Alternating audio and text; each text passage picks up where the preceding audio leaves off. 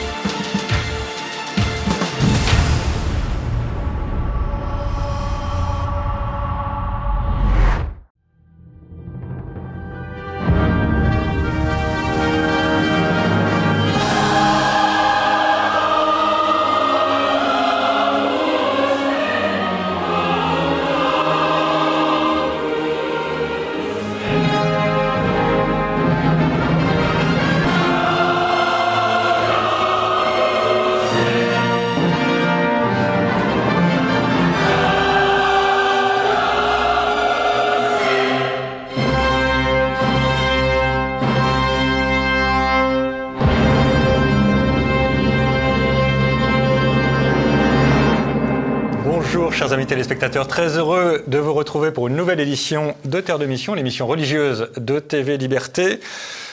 Très heureux en particulier de vous retrouver quelques jours après la célébration du Sacré-Cœur. Vous savez que nous rentrons cette année dans les 350 ans, si ma mémoire est bonne, des apparitions du Sacré-Cœur à Sainte-Marguerite-Marie. C'est une année jubilaire pour la France.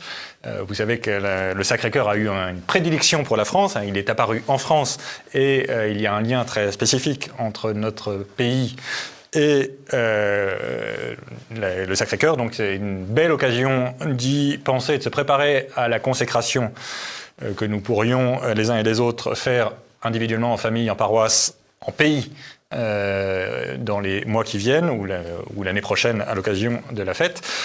Au programme aujourd'hui, 3 séquences comme à l'habitude. D'abord, nous allons recevoir le père Marina, qui est un prêtre de la mission roumaine gréco-catholique, qui vient nous présenter un livre absolument magnifique qui s'intitule « Martyrs du communisme ». 7 évêques dans les geôles roumaines, c'est 7 évêques gréco-catholiques qui ont été martyrisés par les communistes en Roumanie, paru chez Salvatore. Puis nous allons parler avec l'abbé Michel Viaud du débat actuel sur l'euthanasie, comment les catholiques doivent résister à la culture de mort. Et enfin, nous parlerons avec Jamila Djeloul, qui était déjà venue ici il y a quelques années, qui est une convertie de l'islam et qui vient de publier un livre qui s'intitule « Musulmane, Jésus m'a libéré » aux éditions Artege. Donc nous parlerons de son parcours et de son activité d'évangélisation, puisque maintenant qu'elle a été évangélisée, elle évangélise à son tour.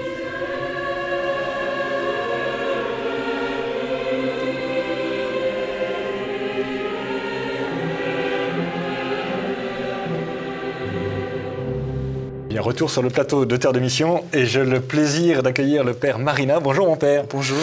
Vous êtes prêtre à la mission roumaine gréco-catholique et vous venez parler d'un très beau, édifiant, émouvant ouvrage paru chez Salvatore, qui s'appelle « Martyrs du communisme » sur 7 évêques donc gréco-catholiques dans les geôles roumaines. Vous avez aidé à la traduction française de cet ouvrage. C'est un livre qui est paru d'abord en roumain.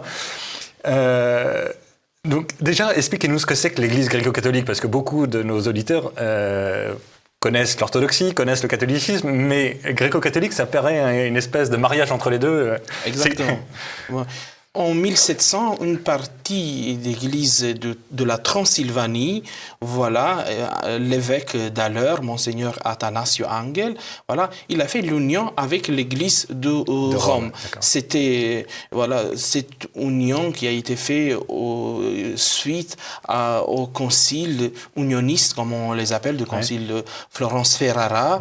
Il y avait tout un mouvement déjà dans l'église universelle de revenir au sein de l'Église catholique. Et c'est comme ça que l'Église gréco-catholique est née. Voilà, une partie de l'Église orthodoxe de Roumanie se rattachait à Rome, a reconnu voilà, le pape, et c'est comme ça est née l'Église gréco-catholique, qu'on l'appelait au début l'Église unie. Uniate.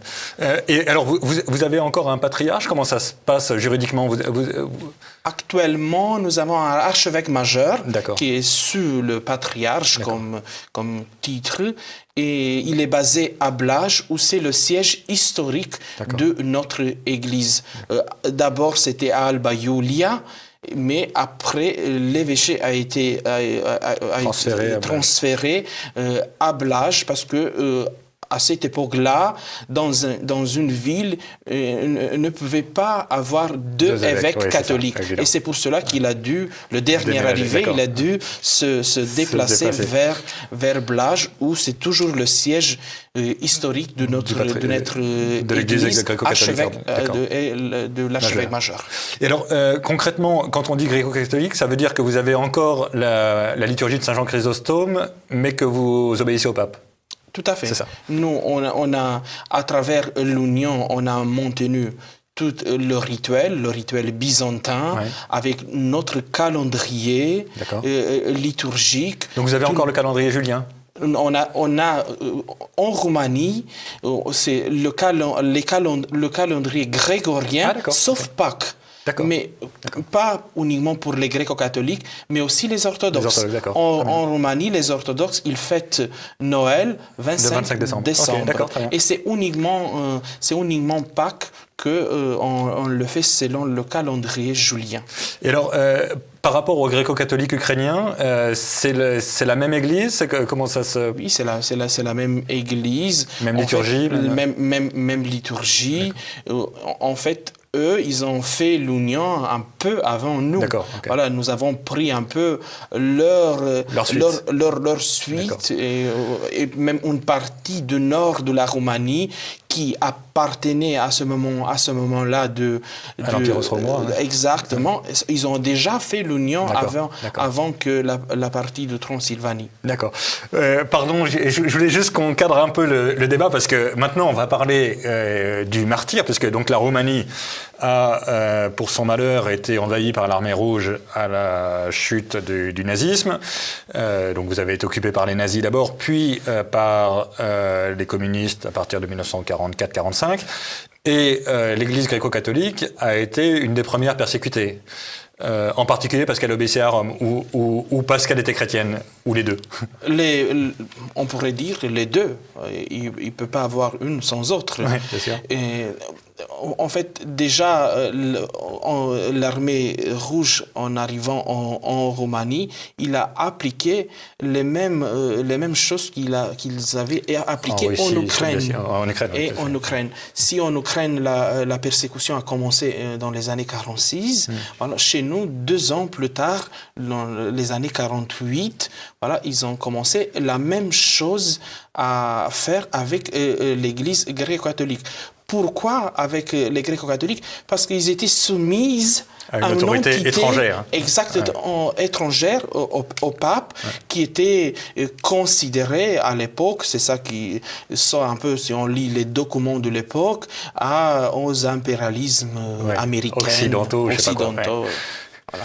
Et donc concrètement, vos 6 évêques ont été embarqués par la police politique. Et ils ont tous disparu en prison? Comment ça s'est passé?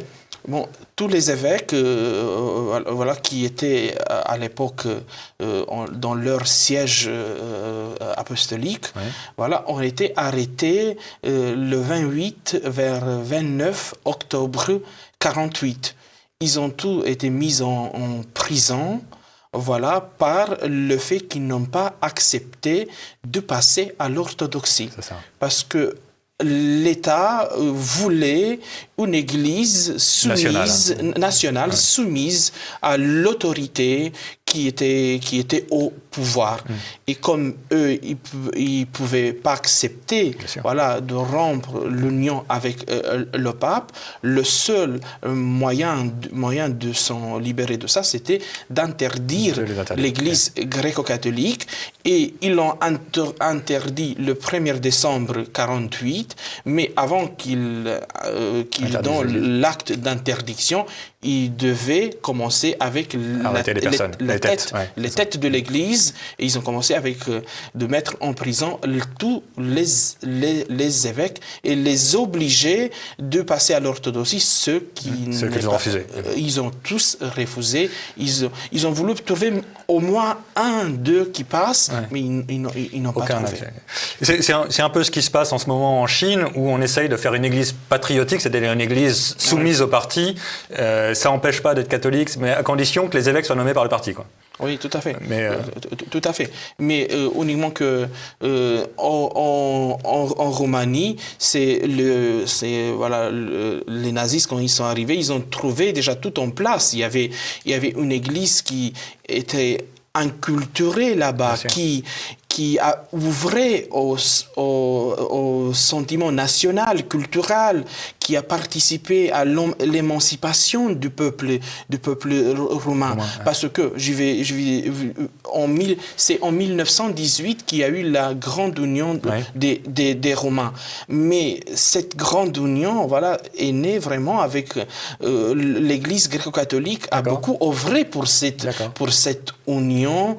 Et par exemple, je vais dire uniquement, depuis l'union avec Rome, elle s'est beaucoup mis et elle a beaucoup ouvré pour la fondation des écoles et l'alphabet latin, parce que nous on est un peuple latin, mais à l'époque on écrivait avec des lettres slaves.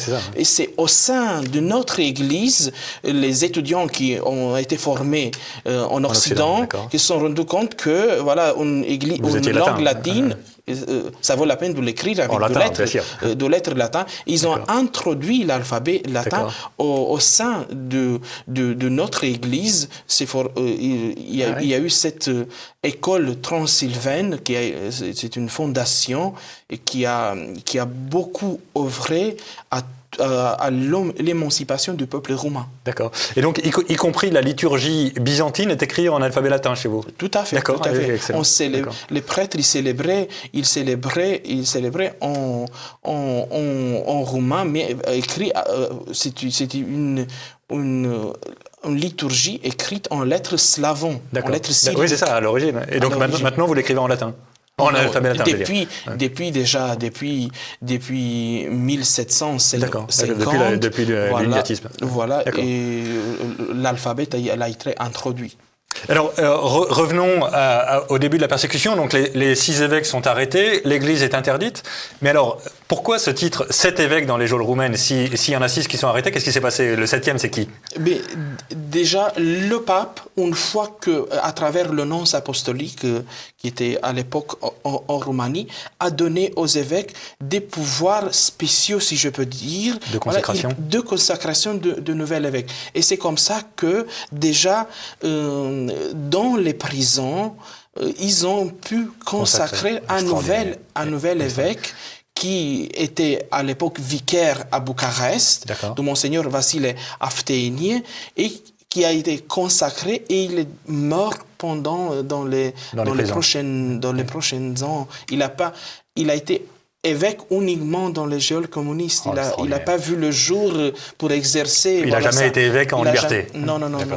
Et il y en a beaucoup d'autres qui ont été consacrés comme ça sous le communisme? Pour tous les sièges épiscopal, il y a eu un remplaçant qui a été consacré clandestinement ou dans des prisons ou dans la sacristie de l'archevêché catholique latin de Bucarest, que à ce moment, les catholiques latins n'ont pas été interdits parce qu'ils étaient considérés comme des étrangers. Des étrangers, c'est ça. Voilà, ils ont des Hongrois, Allemands, voilà. Et ils n'ont pas été interdits à 100%. Ils ont souffert aussi parce qu'il y a aussi des évêques latins qui ont été mis en prison. Mais ils n'ont pas été interdits comme nous. Pratiquement, nous, d'un jour à l'autre, on n'avait pas eu plus le droit d'exister et on a été incorporé dans l'Église orthodoxe. Mais pour eux, c'était passé pas comme ça. Et alors, les relations avec l'orthodoxie n'ont pas été trop compliquées parce que ça doit être difficile, surtout après la libération du communisme. Vous avez réussi à vous réconcilier, si je puis dire, parce que ça doit être un peu... pour vous, c'est un peu des persécuteurs quand même, non? C'est l'État qui est derrière eux. Parce ils ont accepté de collaborer, mais le plan, vous allez découvrir dans le livre, le plan, c'était de la sécurité. Oui, c'est un plan communiste. C'est un plan communiste. Mais uniquement qu'eux, ils ont été utilisés pour le mettre, pour pouvoir le mettre à jour. Voilà. Mais bien sûr qu'une fois que Ceausescu il est tombé et nous avons regagné la liberté de l'Église, il y a eu pas mal de partout des conflits juridiques, on a demandé la restitution de nos biens, de vos églises, mais c'était très difficile et dans très peu de cas ils nous ont donné librement ce qu'on a pu du 100% de patrimoine. Peut-être on a pu récupérer uniquement une 10% de ce qu'on avait, mais c'est pour cela que on a dû se mettre à construire, parce qu'on ne pouvait pas rester dans des caves ou dans des... Exactement. Merci beaucoup, mon cher père. C'est vraiment une histoire magnifique, chers amis téléspectateurs. L'Église gréco-catholique est une grande église, mais le récit de ces martyrs est absolument époustouflant. C'est quand même remarquable. C'est vraiment des confesseurs de la foi, des martyrs en l'occurrence, même plus que ça. Merci, cher père, et longue vie à l'Église gréco-catholique roumaine.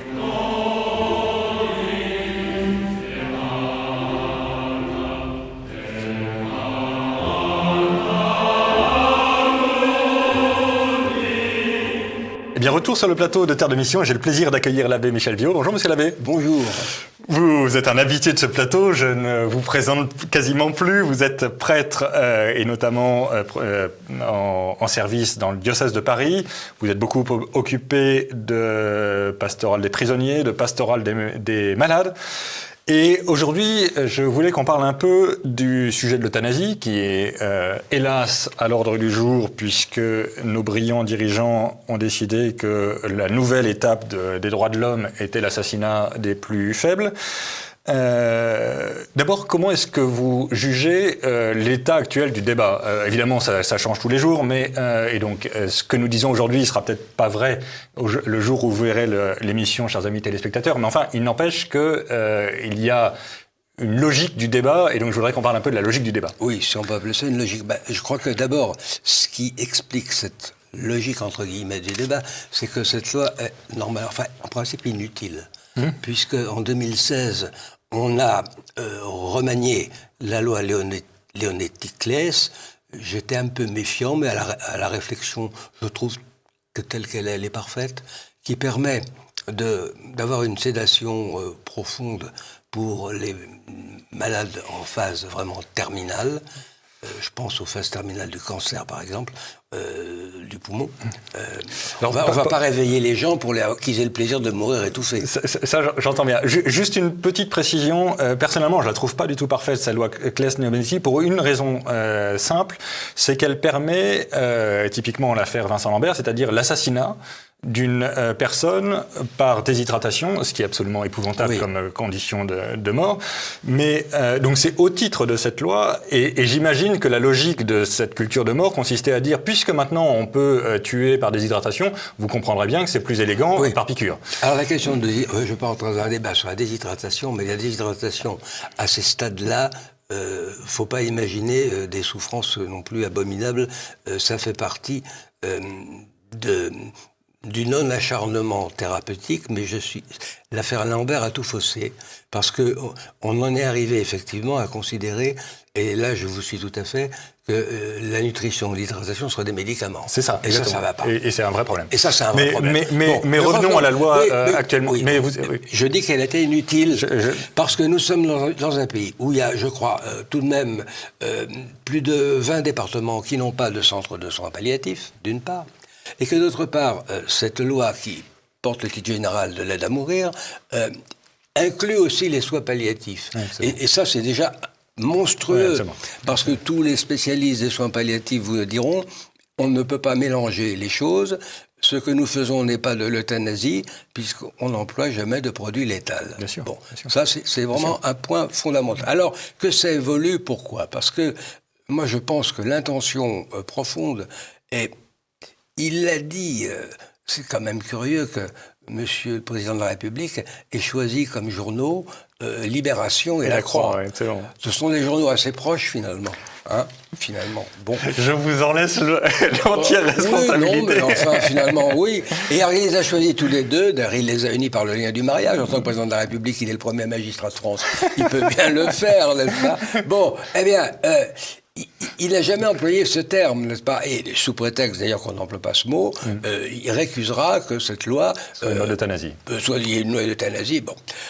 Or, ce que l'on voit actuellement, c'est que ce qui avait été proposé par le gouvernement vient d'être le 27 mai, donc relativement récemment, sérieusement amendé par la commission spéciale des lois. Alors, au grand étonnement de la présidente de la commission et de Madame la ministre de la Santé, Madame Vautrin, alors c'est là que ça me pose question. L'étonnement. Moi, je ne crois pas du tout à leur étonnement. Je pense que c'est du cinéma. Ça me pose question. Parce que, finalement, on s'aperçoit qu'il y a un élargissement de la proposition d'aide à mourir et de suicide assisté. On parle de processus de fin de vie engagé, mais enfin... c'est pas aussi net que ce qui était auparavant. Enfin, il y a pas on fait sauter toutes sortes de verrous. Bien sûr, bien sûr. Hein, si bien que, puisque Monsieur le Président de la République voulait prendre le modèle belge, eh bien, il va le prendre en l'accentuant encore. Et en l'accélérant. Et bien sûr. Et par exemple, ce modèle belge a permis, après examen de 3 psychiatres, qu'une jeune fille qui était en pleine dépression nerveuse, qui avait 23 ans et qui avait envie de mourir, comme tous ceux qui font la dépression nerveuse, et bien on lui accorde ce qu'elle demandait. Bien sûr. Voilà. Oui. Et c'est vers ça qu'on va. Alors, sachant que, par ailleurs, il y a un vrai sujet qui est que dans le droit pénal, on n'a pas le droit de pousser quelqu'un au suicide, on est obligé de le retenir, et à côté de ça, on sera obligé de l'aider quand il demandera dans un cadre médical. Voilà, parce que là aussi, dans les modifications, il y a quelque chose qui est très grave, qui est le délit d'entrave. Bien sûr. Le délit d'entrave qui sera puni, comme d'ailleurs Madame Rossignol, je le signale, dans le gouvernement de Monsieur Hollande. Et il me semble qu'il y avait quelques catholiques qui étaient dans son cabinet. Enfin, bon, ils se reconnaître eux-mêmes, c'est pas peine que je dise leur nom. Mais enfin, tout de même, voulaient aussi s'attaquer aux associations et aux gens qui faisaient de l'obstruction à l'avortement. C'est l'Église catholique, c'est clair. Bien sûr, un certain nombre d'associations aussi qui existent. Alors, moi, je ne suis pas du tout pour qu'on aille s'enchaîner aux grilles d'une clinique ou qu'on entre en éruption dans une salle d'opération. Mais on a quand même le droit de dissuader quelqu'un de faire de l'avortement, comme on a le droit de le dissuader de faire l'euthanasie ou le suicide assisté. C'est-à-dire, le pape nous le demande. Bien sûr. Et on a même éventuellement le devoir de rappeler, pour l'avortement, les conséquences, d'abord les conséquences sur l'enfant évidemment, mais aussi les conséquences sur la mère. Aujourd'hui, si vous dites, il y a des articles médicaux qui disent que ça entraîne des conséquences psychologiques assez graves pour la mère, vous êtes passible du délit d'entrave. Je sais, mais moi je le dis quand même. Oui, bien sûr. Et ça n'a aucune espèce d'importance. Et en ce qui concerne l'euthanasie et le suicide assisté, moi je suivrai strictement les consignes du pape dans la lettre qui s'appelle Le Bon Samaritain, qui date de 2020, de la Congrégation pour la doctrine et la foi. Si quelqu'un nous appelle un prêtre, est-il dit dans cette lettre, le prêtre va pour le dissuader de demander l'euthanasie et de demander le suicide assisté. Absolument. Et si la personne persiste, on ne lui donnera pas les derniers sacrements. Alors, évidemment, ce qu'il faudrait, mais ça, le pape veut aussi laisser, au nom de la collégialité, et il a raison, les évêques prendre leurs responsabilités en ce qui concerne les services funèbres. Parce que la suite logique, puisqu'il y a, en ce qui concerne l'avortement, excommunication latae sentencié, quelqu'un qui meurt dans l'excommunication latae sentencié, donc parce qu'il a ouvertement et en toute connaissance de cause désobéi à l'Église, ne doit pas avoir les honneurs des funérailles chrétiennes. On peut envoyer un prêtre dire les prières chez lui, mais ouvrir l'Église, en principe, non. Enfin, ça, c'est une affaire d'évêque, et il faudrait le dire, parce que, voyez-vous, s'il n'y a pas... dire son opposition, je suis heureux que tous les évêques de France l'aient dit. Bon, c'était très clair. Il y a même 4 évêques qui sont spécialisés, enfin, pour répondre à cela. Quand j'ai proposé, par exemple, cette idée de... dans les paroisses ou dans les associations celle, par exemple, des voisins, hein, les voisins qui s'invitent, qui est quelqu'un qui est chargé de s'occuper des personnes isolées, pour qu'elles rédigent leur volonté, si jamais il leur arrive quelque chose. Qu'on aille les visiter à l'hôpital pour que les équipes soignantes voient qu'elles ne sont pas abandonnées et qu'on ne peut pas comme ça les faire disparaître d'un coup de baguette magique, n'est-ce pas? Bon, voyez-vous, ça fait partie des choses que l'Église peut faire. Absolument. Je crains fort que cette loi ne passe. Voyez-vous, et il faut déjà maintenant Anticiper la réaction. Anticiper la réaction et donc annoncer des actions contre. Alors, l'entrave, bien entendu, dissuader les gens de le faire. Il faut que les catholiques n'aient pas peur de le dire, parce que ça fait partie de la liberté de conscience et de la liberté de culte que nous garantit la Constitution. Et s'il faut aller dans le Conseil d'État pour cela, eh bien, on ira devant le Conseil d'État. Enfin, moi, je suis prêt personnellement à y aller. Et puis, enfin, il faut aussi, sur le plan alors de ceux qui font la promotion, comme ceux qui ont fait la promotion de l'avortement, pour l'inscrire dans la Constitution, délit puni par l'excommunication de la thèse sentenciée. Eh bien, il faudrait l'étendre à ceux qui sont la propagande pour l'euthanasie et le suicide assisté. Parce qu'on ne répond pas à quelqu'un qui crie à l'aide par l'aide à mourir. C'est indigne d'une civilisation comme celle de la France, même si on ne veut pas reconnaître ses racines chrétiennes, c'est quand même une civilisation qui compte, enfin à mes yeux du moins, et c'est indigne de donner une réponse pareille. Et en plus, dire y mettre de la fraternité, là c'est de la tartusserie. Eh bien, merci beaucoup, Monsieur l'abbé. Nous arrêtons sur ces paroles. Et évidemment, le combat contre l'euthanasie est très loin d'être terminé. D'abord, le combat contre la loi est loin d'être terminé. Mais après le vote éventuel de la loi, nous ne nous arrêterons pas là. Certainement. Merci, Monsieur l'abbé. Au revoir.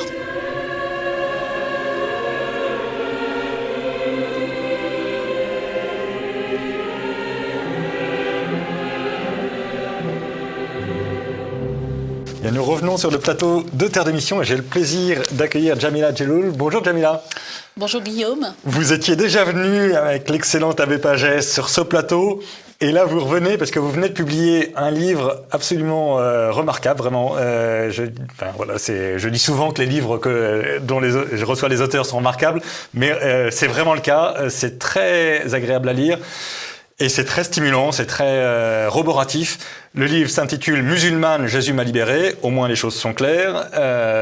Donc vous êtes l'une de ces nombreuses Deo Gracias, personnes qui venaient de l'islam et qui avaient rencontré que j'appelle, je pense en pleine vérité, le vrai Dieu.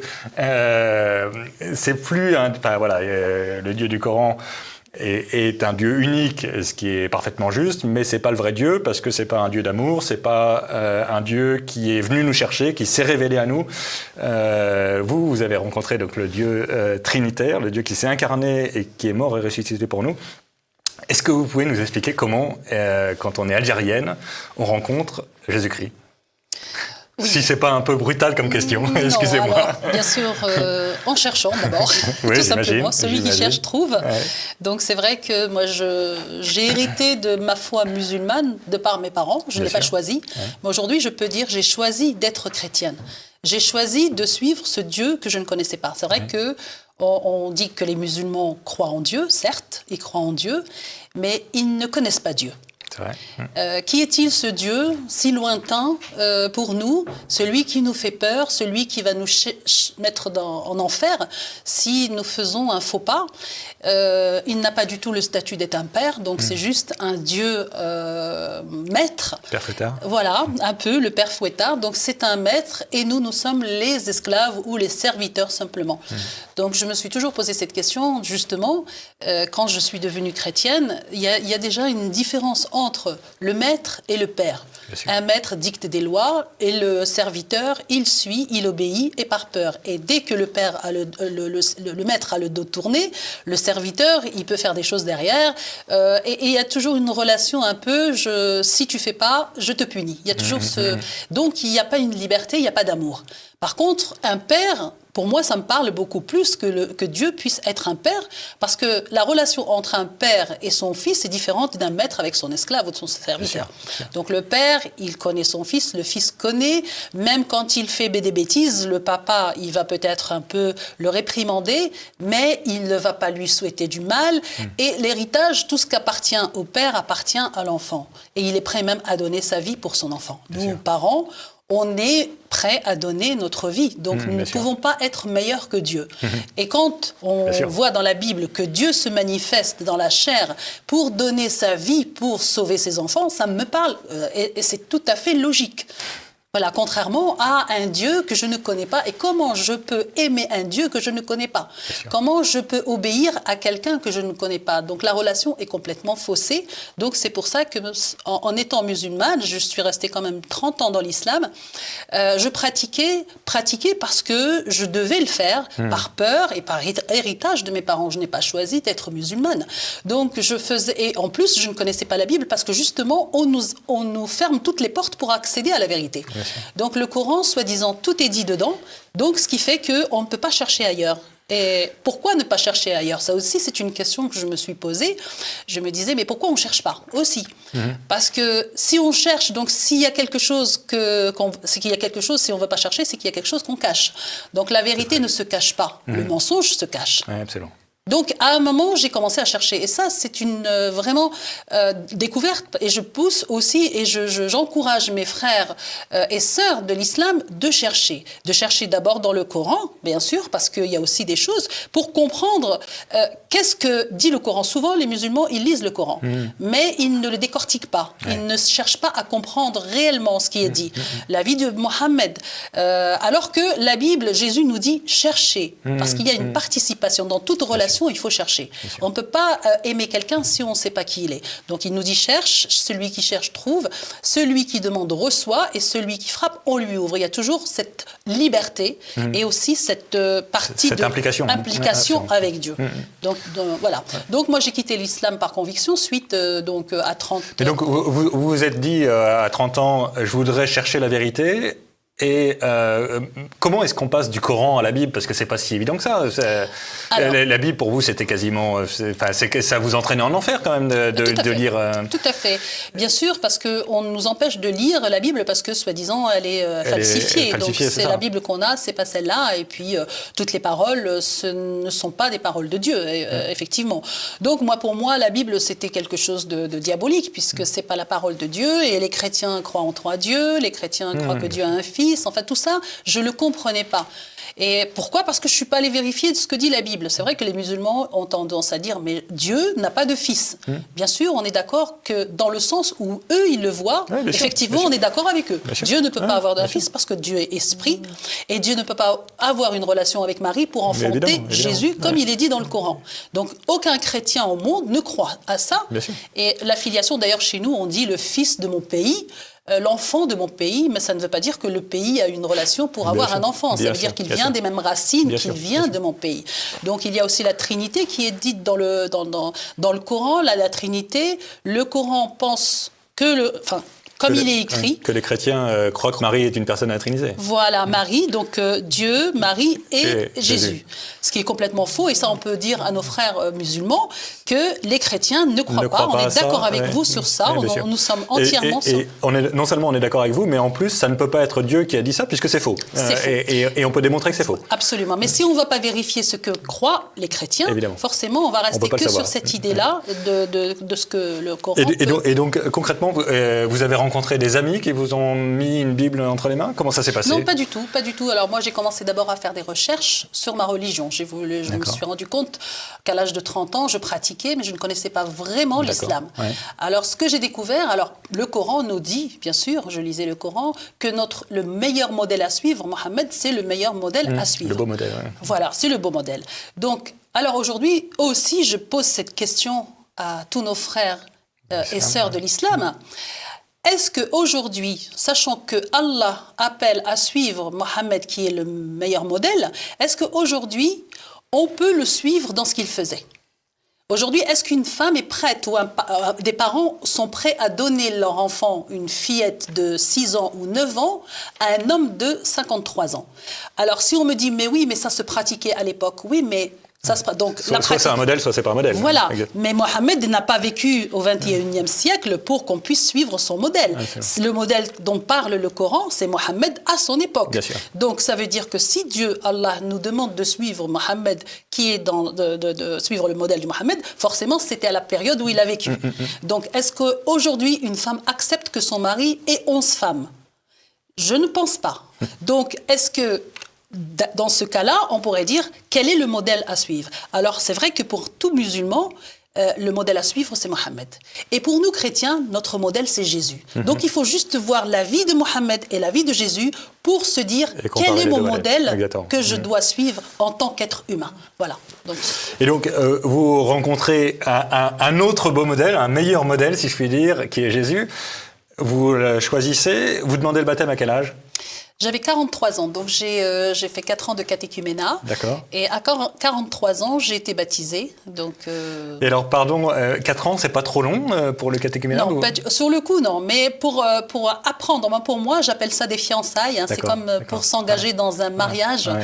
Il y a un temps, il y a des gens qui durent... Il faut découvrir. Voilà, il y a des gens qui ont besoin d'1 an, 2 ans, 3 ans. Moi, j'ai fait 4 ans et je m'en réjouis parce que j'ai su en qui je crois. Aujourd'hui, je peux affirmer, je sais en qui je crois. Excellent. Et donc, vous recevez le baptême. Ce que je voudrais, c'est qu'on termine par ça, parce que parmi les choses qui sont très impressionnantes, et dans votre livre, mais surtout dans votre vie, c'est que vous demandez le baptême, c'est déjà courageux, c'est pas si facile que ça de quitter ses racines, etc.